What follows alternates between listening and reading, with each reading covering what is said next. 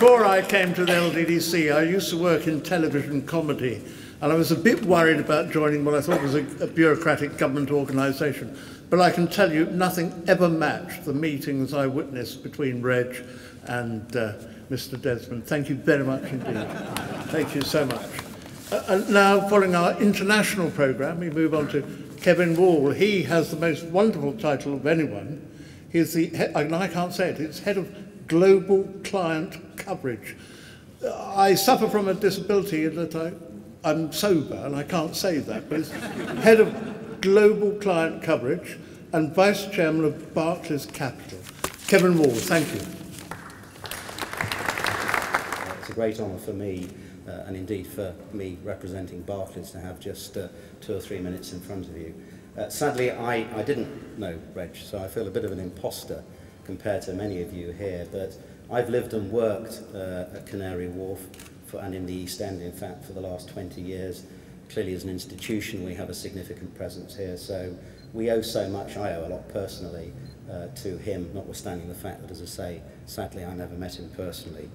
So Barclays have been involved with this extraordinary Docklands project for many, many years, really since inception, and I rely on actually a story from our sort of annals at Barclays, where a number of years ago the manager of our Poplar branch was visited by someone that he describes, quotes unquote, as a madman, who of course was Reg. He called in one day with these sort of unimaginable tales of what was going to be developed south of the A13. And then, I guess a few weeks or months later, sort of said he wanted to open an account, and that millions, tens of millions, and I suppose ultimately hundreds of millions, would actually pour into this account from the government. Our Poplar branch manager, you can imagine, wondered perhaps where these funds were actually originating from, given the part of London he was working in. But sure enough, these funds did actually start to accumulate. They came into the account. And they built up to quite a sizable amount of money. And the manager started to get slightly embarrassed, and this was of course in the days before money laundering and asking Richard and others for their passport every time we opened an account for them. But so the manager in Poplar actually phoned someone in the LDDC, the treasurer or the finance director at the time, and said, look, you've got all this money sitting on account with us at Poplar, and it's not earning any interest. Would you like to move it to what was in those days I think called a treasury account, which, you know, paid a little bit of interest, maybe not a lot. And the response from the chap at the LDDC was, that's far too complicated for us, just leave it earning nothing. So it was left earning not a lot for, I guess, the government, but quite a lot for Barclays. Barclays then actually established a presence sort of on the site in the old Cannon's workshop that some of you will recall. And apparently the original Barclays presence here looked like a sort of an ice cream parlour, both in terms of the sign outside, which said Barclays open for business, and also the size of the thing. John Harding, who I don't think is here this evening, was seconded to the LDDC, but Peter Turlick, who I think is, they then moved to the Ledger building, which again many of you may remember from, or still there from that side. As pace picked up in terms of our involvement with the development, and indeed the development itself, Pat, where's Pat gone to? Pat's here, he's behind me, yes. Pat was appointed the Docklands Business Development Manager with an office in what was called the Business Efficiency Centre in Lime Harbour. And then we opened our first branch at Hartsmere House, again over that way in the LDDC, with a full international branch above it. If we then fast forward in the late 80s, Barclays Capital established its global head office at Fife North Colonnade, and then after 300 years in the city, 300 years in Lombard Street, Barclays moved its global head office to 1 Churchill Place a few years ago. So, as I say, Barclays, very, very strong association with the site. And we've now got tens of thousands of people working here, which I think is, I just think the employment that's been created, if that's not testament to what Reg and his team, achieved, then, nothing else is. The one thing, though, that struck us at Barclays was that there was no real visible evidence of what Reg has done for all the people who work here and live here, and all the people that benefit from this extraordinary achievement. And we felt that that was not appropriate. So as really a very small gesture from Barclays to try and right that, we commissioned a portrait of Reg by an exceptional local artist, Derek Chambers, close links to the area. Derek, where are you? Derek's raising it. He's low-key artist. So,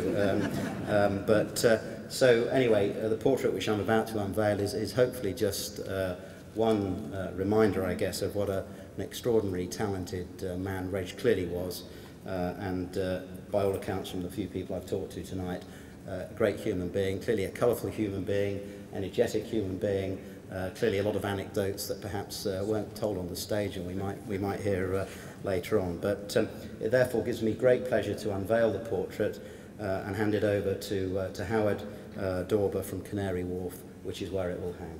Thank you.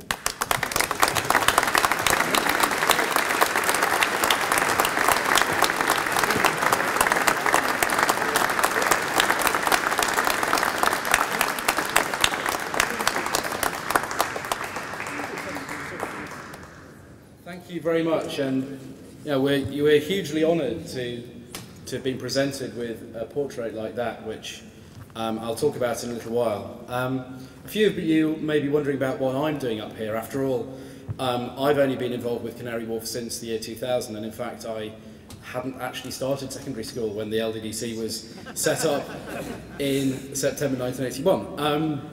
I've aged, obviously, a lot since then. But I was very fortunate when I joined Canary Wharf Group to become part of what, in many ways, even now is still really a family company. We might have different ownership and a different name, but the Olympia and York DNA runs very strongly through Canary Wharf Group, and so does the corporate memory. And when I started to talk to people about the early days, about how the Canary Wharf project came about, there are all these stories, and I should say stories because everybody has a slightly different view about what happened. So it's already become the stuff of legend. But one name kept coming up every time, and that was Reg Ward. And listening to people talk about Reg, I heard that those who did business with him appreciated his enthusiasm, his vision, and how he's prepared to bend and sometimes to break conventions and rules in order to get things done. And the people who worked for him would have done anything for him. And that says to me more than anything that people can remember about what kind of a man he was. Even those who were on the opposite side talk about how he was straight, how he came out to talk to the community, and how he kept his word. And I think Reg understood the community and why they were so concerned about the Docklands Development Corporation and the changes that were happening around here better than a lot of council officers and civil servants and developers have done since. I love that famous photo of the moment when there was a protest at, I think, the launch of the Canary Wharf project, when there were sheep released into the crowd of dignitaries waiting to celebrate the launch of Canary Wharf. I know some of you were there. I know some of you brought the sheep. Peter and others. And anyway, in that photo, there's a row. The front row is all of men in suits looking absolutely horrified, apart from one. And there's one of those men in suits sitting there with a big grin on his face, clearly loving that stunt. And there's no prizes for guessing who that was. Now, I invited Reg to come to a meeting a few years ago here just to listen to his experience.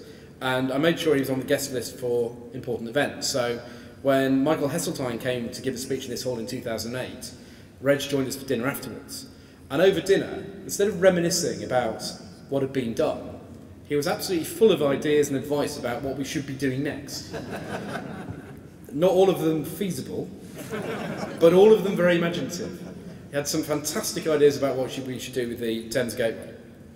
He actually visited us in October last year, and we were able to do a video interview with him about the early days of Docklands. And although Reg was clearly much frailer, he was talking to us about how he used to walk around the Docklands with his little notebook, looking through the decay and the rubble to see the possibilities underneath.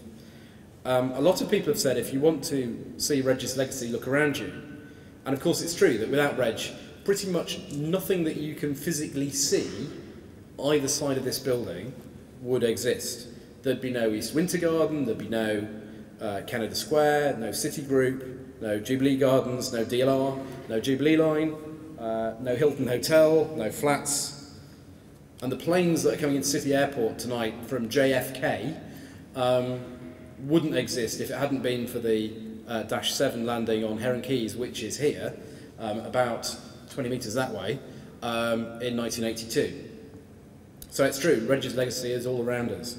But there's a deeper legacy as well, because Michael Hesterton's right, the regeneration of East London isn't finished yet.